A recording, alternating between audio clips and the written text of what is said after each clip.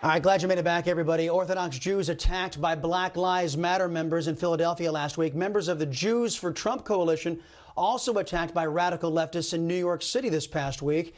Here to discuss this is Harvard Law Professor Emeritus Alan Dershowitz. You can pick up his latest book, Cancel Culture, the latest attack on free speech and due process. That's out on November 17th. Also joined by Rabbi Aryeh Spero, president of Caucus for America. Gentlemen, welcome to you both. Mr. Dershowitz, we begin with you. This is the latest iteration of what you have been warning us all about, anti-Semitism in America coming from the left wing and being embraced by the Democrat Socialist Party. It's getting serious out there, no? It's getting serious. It's not embraced generally by the Democratic Party, but by fringe elements on the extreme left of the Democratic Party. I wish the centrists on the Democratic Party would speak out more against the anti-Semitism of Ilhan Omar and some people on the squad. And of course, Black Lives Matter still hasn't changed its platform. It still talks about Israel as a genocidal country, mentions no other country which have police abuses from the Philippines to Iran, only focuses on the nation state of the Jewish people. So the Democrats have an anti-Semitism problem. In Britain, the Labour Party recognized its anti-Semitism problem and basically suspended its leader, Jeremy Corbyn.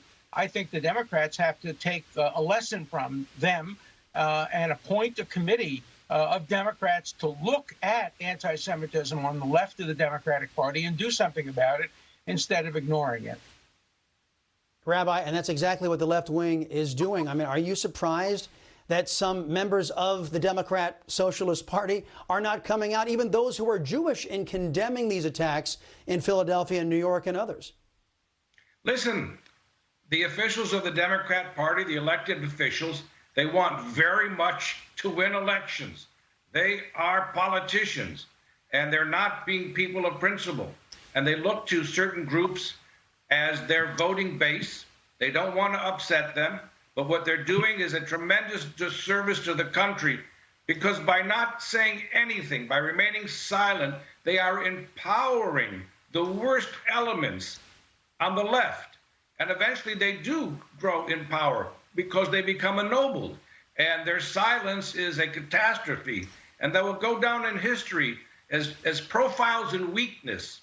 It's a very, very dangerous situation, and especially since the left really rules the popular culture, and the popular culture accepts things from the left.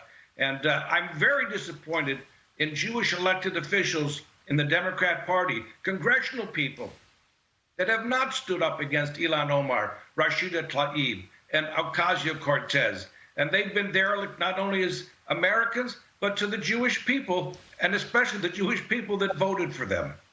Look, the worst offender. Yeah, and if Mr. Yeah. Okay. The worst offender is a Jewish elected official named Bernie Sanders.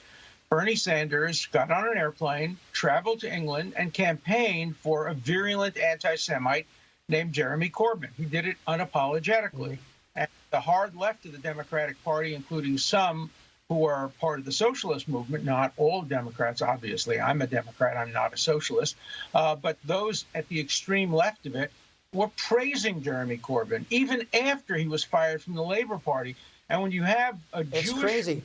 It is absolutely crazy, gentlemen. And you know what? And we gotta end it there because I'm just plumb out of time. But you know what? Tomorrow's election day, and if Mr. Biden wins, those very elements that these two gentlemen, Rabbi Spero and Mr. Dershowitz, were articulating, they will be in charge in government. Folks, Chris Salcedo Show back in a minute here on Newsmax TV. Gentlemen, thank you.